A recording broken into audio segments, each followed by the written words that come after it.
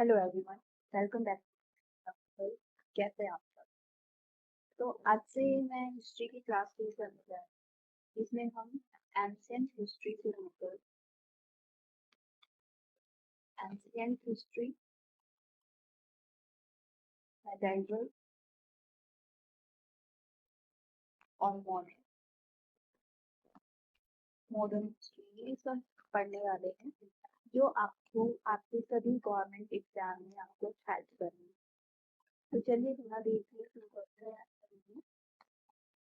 तो सबसे पहले हम हिस्ट्री वर्ड के बारे में जान लेते हैं। हिस्ट्री आखिर होता क्या है? हिस्ट्री, जिसे हम हिंदी में इतिहास कहते हैं, अगर हम इसका संधि विग्रह करते हैं तो इसका संधि विग्रह होता है इति प्लस ह प्लस आर, जिसका मतलब होता है इति होता है ऐसा, अ का मतलब होता है निश्चित,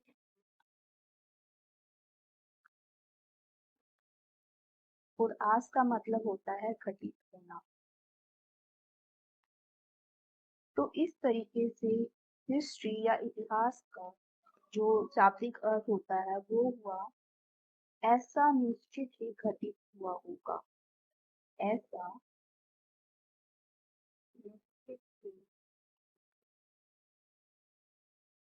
घटित हुआ होगा। तो ये होता है हिस्ट्री या फिर इतिहास का शाब्दिक अर्थ। अब हम हिस्ट्री वर्ड के बारे में जानते हैं। जो हिस्ट्री वर्ड वर्ड है, हिस्ट्री, ये हिस्टोरिया वर्ड से बना, जो कि एक ग्रीक लैंग्वेज का वर्ड है और इसका मतलब होता है इन्वेस्टिगेट,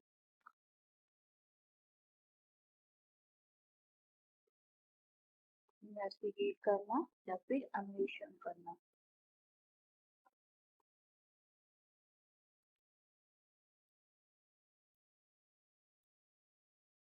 ये एक ग्रीक लैंग्वेज का वर्ड है और इसका मतलब होता है इन्वेस्टिगेट करना या फिर अन्वेषण करना।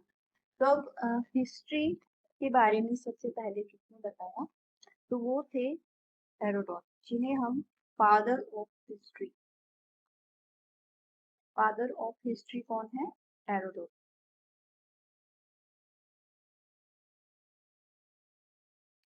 इन्हें ही फादर ऑफ हिस्ट्री क्यों कहा जाता है? क्योंकि इन्होंने एक बुक लिखी थी जिसका नाम था हिस्टोरिका।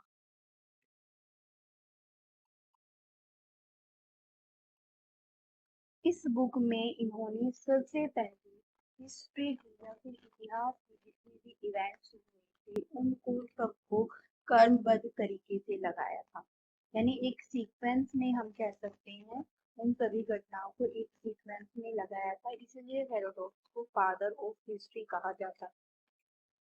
अब सबसे पहले हेरोडोटस को फादर ऑफ हिस्ट्री यानी इतिहास के पिता किसने कहा? तो ऐसा कहने वाले थे एक रोमन स्कॉलर थे, रोमन स्कॉलर सिसरो।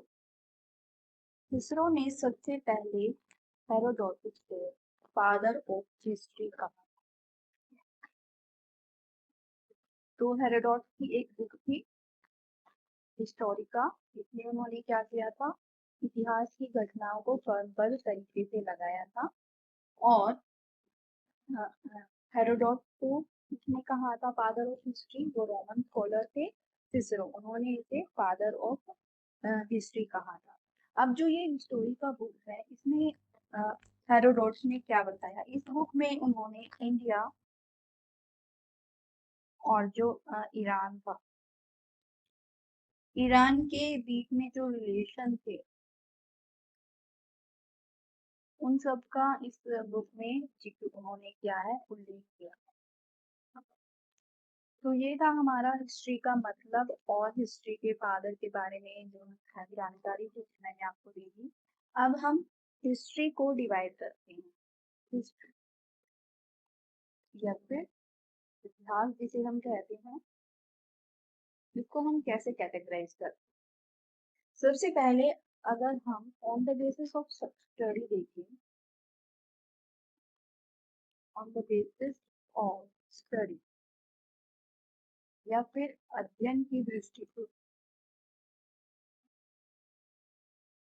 अध्ययन की दृष्टि से या फिर अध्ययन के आधार पर हम हिस्ट्री को 3 पार्ट में डिवाइड करते हैं। यहाँ पर हम इंडियन हिस्ट्री की बात कर रहे हैं। इंडियन हिस्ट्री को हम 3 पार्ट में डिवाइड करते हैं। पहला है प्राचीन इतिहास, जैसे एंशिएंट हिस्ट्री।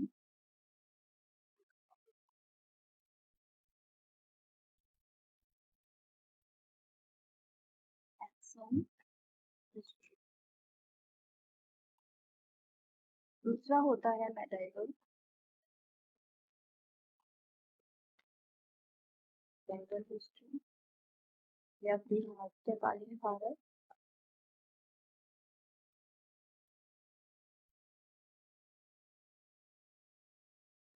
तो जो थर्ड पार्ट होता है वो होता है मॉडर्न,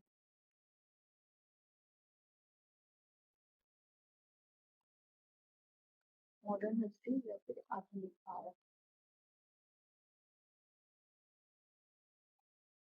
तो अध्ययन के आधार पर या स्टडी के बीच पर हम हिस्ट्री को 3 पार्ट में डिवाइड करते हैं। एंशिएंट हिस्ट्री, मेडाइवल हिस्ट्री और मॉडर्न हिस्ट्री, ये 3 पार्ट होते हैं। अब जो दूसरा इसका जो बेस होता है वो होता है evidence, on the basis of evidence.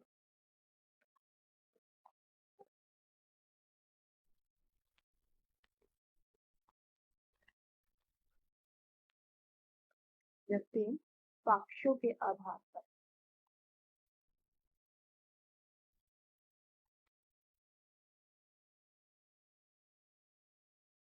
Evidence के आधार पर ही हम इंडियन हिस्ट्री को 3 पार्ट में डिवाइड करते हैं। कौन से पार्ट होते हैं? फर्स्ट होता है प्री हिस्टोरिक पीरियड,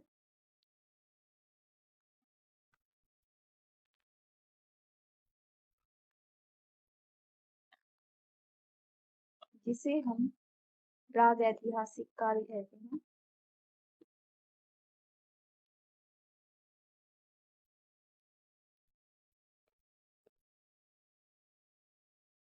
सेकंड होता है प्रोटो हिस्ट्री,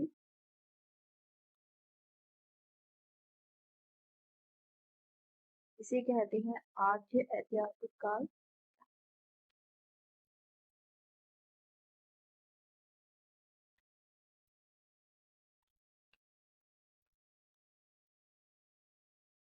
और थर्ड होता है हिस्टोरिक पीरियड।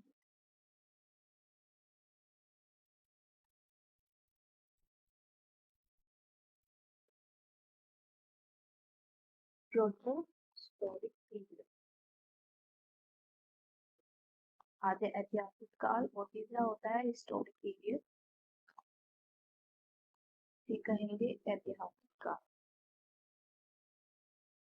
ये एविडेंस के बेस पर हिस्ट्री के 3 पार्ट होते हैं। प्री हिस्टोरिक पीरियड, प्राग ऐतिहासिक काल, प्रोटो हिस्टोरिक पीरियड, आद्य ऐतिहासिक काल, और तीसरा होता है हिस्टोरिक पीरियड, ऐतिहासिक काल। अब हम इन तीनों को एक एक करके डिटेल में पढ़ने वाले हैं।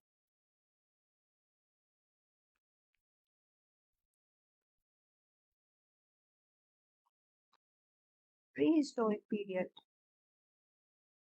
ये होता क्या है?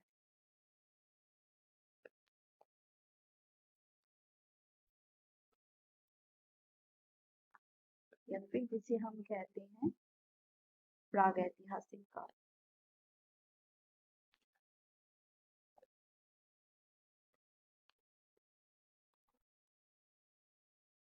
ये ऐसा पीरियड होता है जहां पर हमें कोई भी रिटर्न एविडेंस नहीं मिलता है।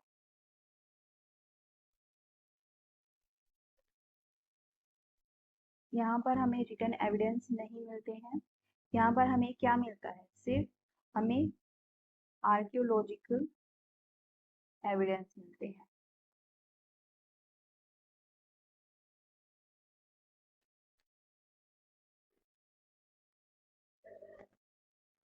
आर्कियोलॉजिकल एविडेंस यहाँ पर मिलते हैं।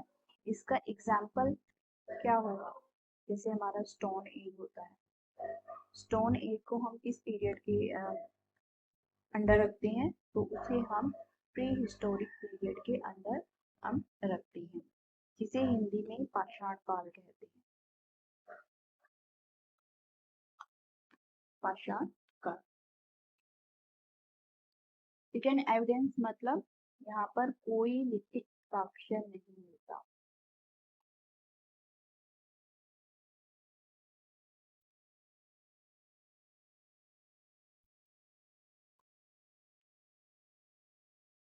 यहाँ पर क्या मिलता है हमें? सिर्फ पुरातात्विक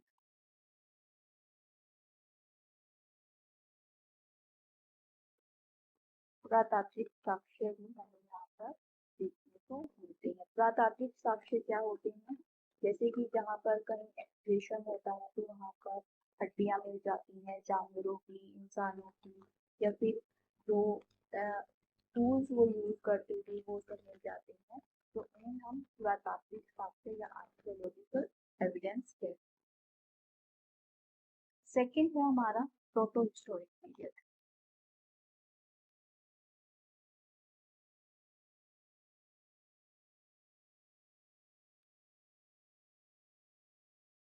क्या कहते हैं?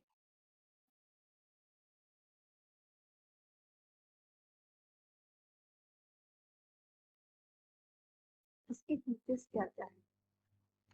तो जो प्रोटो हिस्टोरिक पीरियड है उसमें क्या है, यहाँ पर रिटन एविडेंस तो हमें मिलते हैं, रिटन एविडेंस मिलते हैं हमें,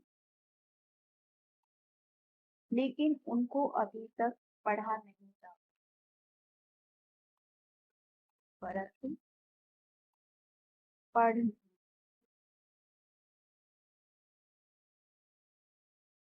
जैसे कि इसका एग्जाम्पल क्या होगा?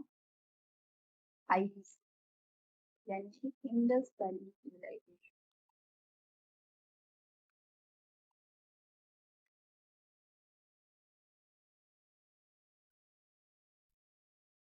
जिसे हम हड़प्पा सभ्यता कहते हैं, हड़प्पा सभ्यता भी इसे कहा जाता है, और इसे को क्या बोला जाता है? सिंधु घाटी सभ्यता।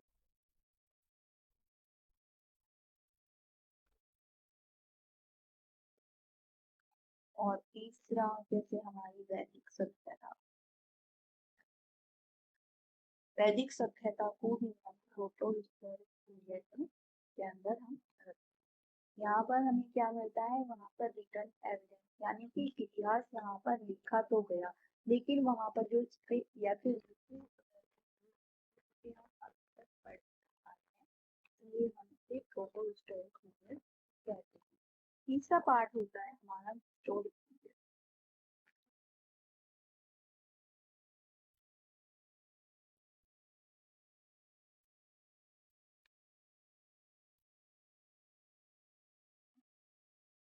हिस्टोरिक पीरियड ऐतिहासिक काल।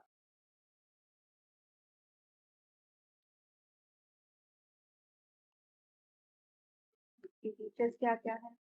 यहाँ पर हमें रिटन एविडेंस तो मिले ही है, रिटन एविडेंस मिले हैं, और उन्हें हम पढ़ भी सकते हैं।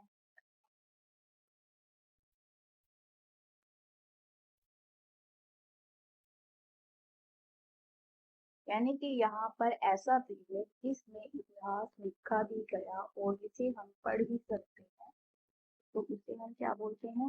हिस्टोरिक पीरियड बोलते हैं। इसके एग्जाम्पल्स क्या क्या होंगे?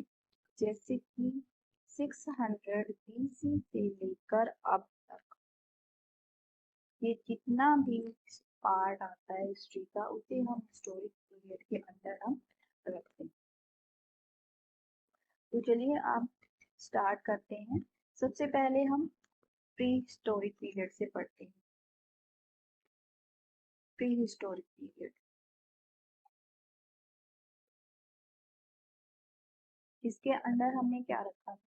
पाषाण काल या फिर स्टोन एज। पाषाण काल, जो पाषाण काल होता है इसको भी हम तीन पार्ट में डिवाइड करके हम इसको पढ़ते हैं। पहला होता है पूरा पाषाण काल,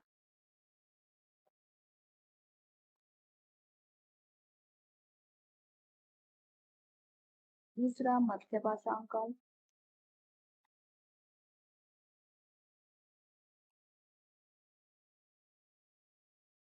और तीसरा होता है नवपाषाण काल।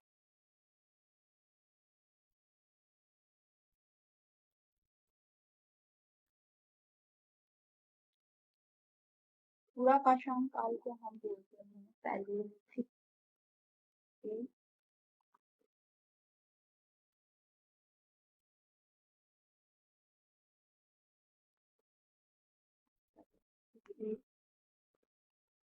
इसे बोलते हैं मेसोलिथिक,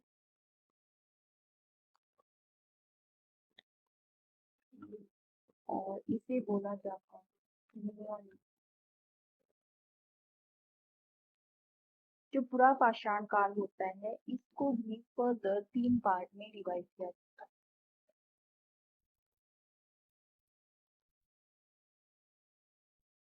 कौन कौन से वो तीन पार्ट हैं? फर्स्ट होता है लोअर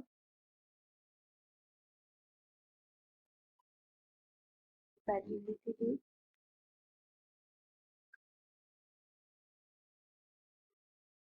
दूसरा होता है मिडिल पैलियोलिथिक एज, और थर्ड होता है अपर पैलियोलिथिक एज। तो ये था हमारा प्री हिस्टोरिक पीरियड या फिर स्टोन एज का कैटेगराइजेशन। अभी इनको हम वन बाय वन करके इसको हम पढ़ें।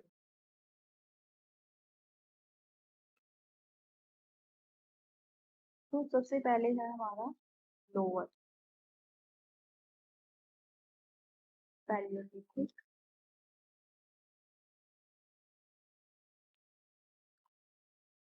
एज या फिर निम्न पूरा पाषाण काल।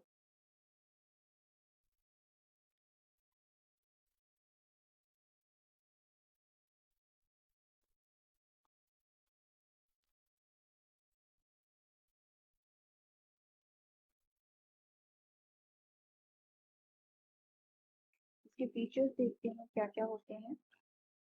तो जो निम्न पूरा पाषाण काल है इसका टाइम पीरियड क्या होता है? इसका टाइम पीरियड है, टाइम पीरियड की अगर हम बात करें टाइम पीरियड,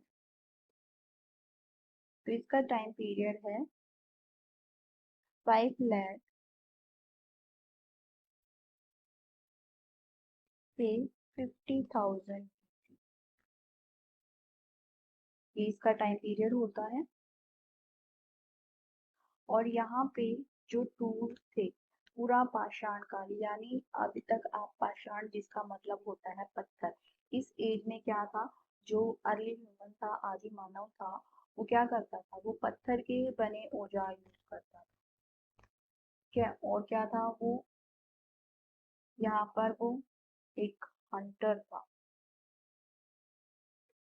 वो क्या करता था, जो पत्थर के बने औजार थे, जो स्टोन टूल्स थे, वो यहाँ पर वो यूज करता था। और यहाँ के जो औजार थे वो कैसे होते थे, किस पत्थर के बने होते थे, मेनली वो क्वार्टजाइट, क्वार्टजाइट पत्थर की या स्टोन के बने होते थे। इसलिए यहाँ का जो अर्ली ह्यूमन था उसे हम क्वार्टजाइट में क्यों बोलते हैं ऐसा, क्योंकि वो क्वार्टजाइट पत्थर का प्रयोग करता था अपने औजारों को, अपने चीज को बनाने।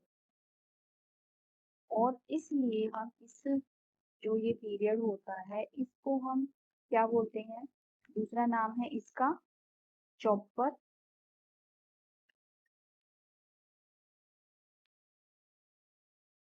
चॉपर शॉपिंग कल्चर बोलते हैं।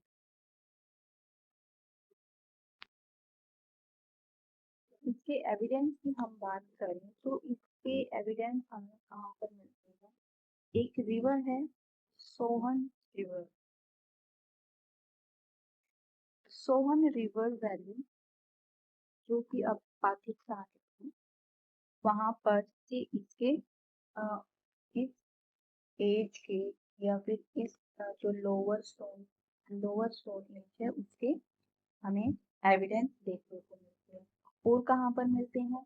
जो नॉर्थ इंडिया है वहां पर इसके एविडेंस हमें मिलते हैं, नॉर्थ इंडिया में। और जो साउथ इंडिया है, साउथ इंडिया में मेनली कहाँ पर? जो तमिलनाडु है,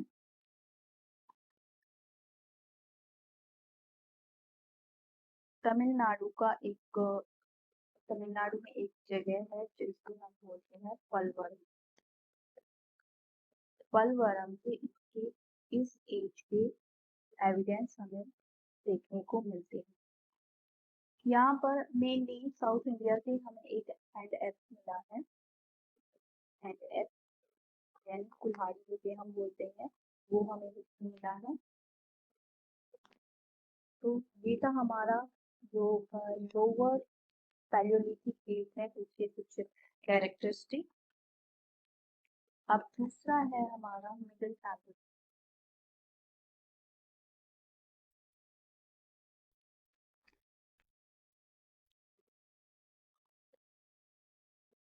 मिडिल पैलियोलिथिक एज या फिर मध्य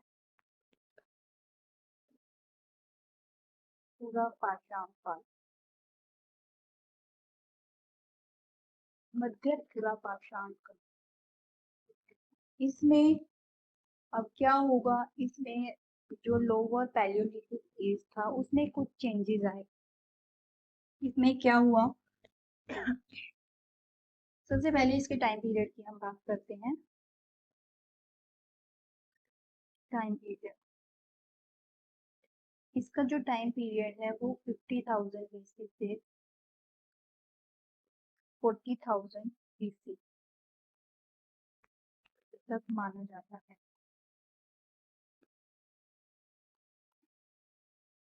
यहाँ पर कुछ चेंजेस देखने को मिले, जैसे पैलियोलिथिक जो लोअर पैलियोलिथिक एज था वहां पर वो ऐसे टूल्स यूज करता था जो बहुत ही खुरदरे टाइप के होते थे।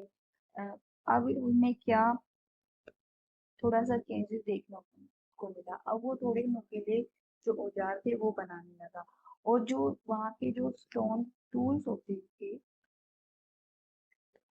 होते थे, वो कैसे थे? वो फ्लैट होते थे। हम फ्लैट, ये एक टाइप का पत्थर होता है, दूसरा होता है एक जैक पत्थर होता है, और तीसरा होता है एक जैस्पर।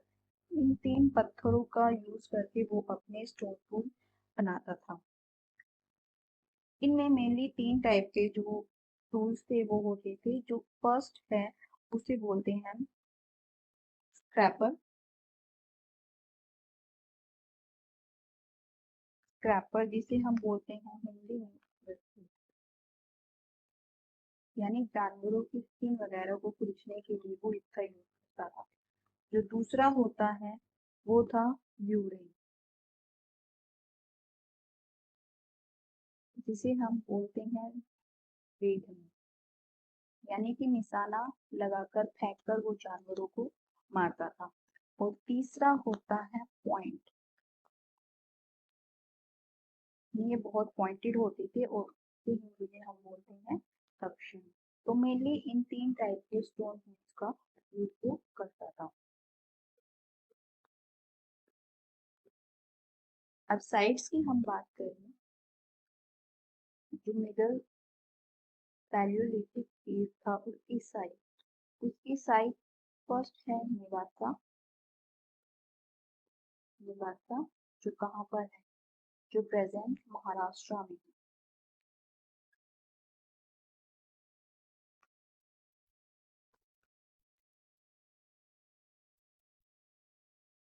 दूसरा है चिरकी। चिरकी भी महाराष्ट्र में है। और तीसरा और सबसे इम्पोर्टेंट है अखनोरा, जो प्रेजेंट एमपी की सीहोर भी सीहोर डिस्ट्रिक्ट में ये हमें देखने को मिलता है, सीहोर जिला। एमपी में यहाँ पर आप कह सकते हैं यहाँ पर नर्मदा वैली है।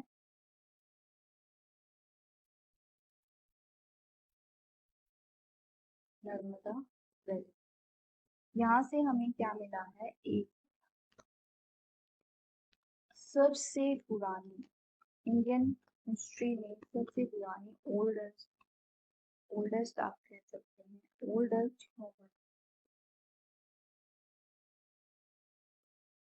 सर्कल यहाँ पे मिली है, यानी कि सबसे पुरानी प्राचीनतम मानव खोपड़ी यहाँ से मिली। क्योंकि ये नर्मदा वैली से मिली है इसीलिए इसे क्या बोलते हैं, नर्मदा बोलते हैं, नर्मदा मानव, नर्मदा मानव इसे बोला है। और ऐसा माना जाता है कि ये जो खोपड़ी मिली है ये एक यंग गर्ल की यंग गर्ल की ये एक खोपड़ी मिली है। इसकी खोज किसने की, जो ये खोपड़ी नर्मदा वैली से हमें मिली है, इसकी खोपड़ी इसकी खोज किसने की, इसकी खोज की थी 1982 में, 80 में श्री अरुण सोनकिया ने इसकी खोज की थी। इन्होंने जब वहां पर एक्सप्लोर किया नर्मदा वैली में तो उन्हें एक खोपड़ी मिली जिसे जो इंडियन हिस्ट्री की सबसे पुरानी खोपड़ी मानी जाती है, इसे क्योंकि ये नर्मदा वैली में मिली थी इसलिए इसे नर्मदा मानव बोला जाता है। और ये ऐसा माना जाता है कि ये जो खोपड़ी है ये किसी यंग गर्ल की या युवा लड़की की है। तो थर्ड है हमारा अपर पैलियोलिथिक।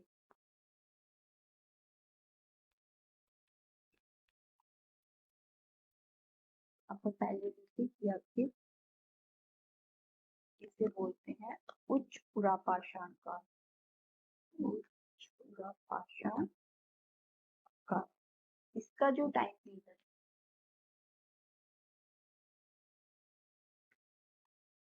इसका टाइम पीरियड माना जाता है 40,000 BC से 10,000 BC। अब इसमें और चेंजेज आए, जो यहाँ का जो ह्यूमन था वो अब थोड़ा और शार्प टूल बनाने लगा। यहाँ के जो टूल थे वो ब्लेड नाम का एक पत्थर होता है, तो ब्लेड नाम का एक टूल्स बनाता था, ब्लेड टूल्स। इसलिए जो ये एज है अपर पैलियोलिथिक एज, इसे ब्लेड कल्चर भी बोला जाता है। ब्लेड कल्चर भी इसे बोलते हैं क्योंकि यहाँ का जो अर्ली ह्यूमन था वो ब्लेड टूल का सबसे ज्यादा यहाँ पर प्रयोग करता। अब यहाँ पे क्या हुआ, इसके फीचर्स क्या क्या है, इसकी विशेषताएं, इसमें जो ह्यूमन था उसमें क्या क्या चेंजेस आए। सबसे पहले यहाँ पर होमोसेपियंस हमें देखने को मिला। इसी एज में होमोसेपियंस का उदय हुआ, होमोसेपियंस का उदय। और क्या चेंजेस आए, इस टाइम पीरियड में ह्यूमन ने पेंटिंग करना सीख लिया, पेंटिंग सीख लिया, चित्रकारी के एविडेंस मिले हैं। यानी हम कह सकते हैं कि इस टाइम पीरियड में कला या आर्ट का उदय हुआ, आर्ट का जन्म हुआ, जिसके एविडेंस हमें कहाँ से मिलते हैं,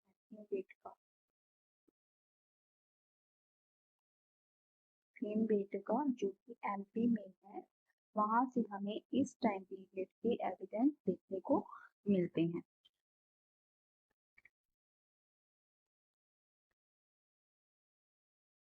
इस जो यहाँ से हमें एविडेंस क्या क्या मिले हैं, एविडेंस की बात करते हैं कि एविडेंस यहाँ से क्या क्या मिले हमें। सबसे पहले हमें यहाँ पर एक बोन स्टैचू मिला है। बोन स्टैचू यानी कि पत्थर से, सॉरी, हड्डियों से, जिसे हम अस्थि बोलते हैं, अस्थि निर्मित एक मूर्ति मिली है।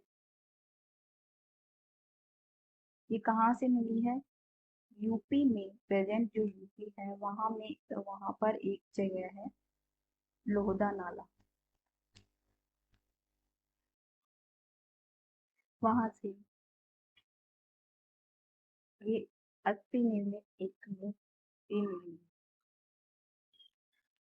और ये ऐसा माना जाता है कि जो ये मूर्ति यूपी से मिली है, इस ये दुनिया की वर्ल्ड ओल्डेस्ट गोडेस स्टैचू बोला जाता है इसे। यानी कि ये जो मूर्ति वहां से मिली है, ये वर्ल्ड की सबसे पुरानी देवी की मूर्ति है।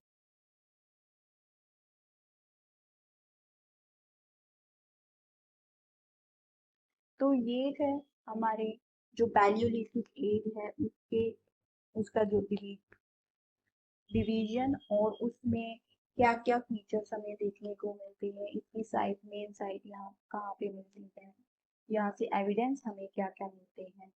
तो नेक्स्ट वीडियो में हम जो हमारा मेसोलिथिक एज था उसके बारे में पढ़ेंगे।